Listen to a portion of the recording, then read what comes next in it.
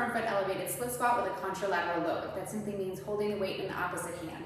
This is a great exercise for someone who is in a more extended position, probably someone a little bit more narrow, like myself, and a way we can drive some internal rotation in the process. So I'm setting up with my front foot elevated, doesn't need to be high. My right foot is back. I have a weight in the opposite side hand, and as I go down into this front foot elevated, I'm almost thinking about zippering my belly button towards my left inner thigh and just allowing myself to come down and then pushing up out of that split squat. So I'm down, gaze is forward, and up. So I'm driving a little bit more internal rotation with this contralateral load, and I'm trying to bring my center of mass back. So if I am a little bit more extended, a front foot elevated variation may be a great option to think about bringing my weight back. I actually have to weight through my heels a little bit more weight towards the rear foot in this variation.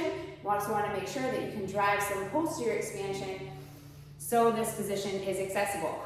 If you find when you're doing this that you get pinchiness in the front of the hips, that might be because you're flaring or dumping that pelvis forward. So you want to think about finding that stack position so you can kind of minimize that. You can also eliminate the front foot elevated and just stick with the standard split squat if you cannot find that degree of hip flexion.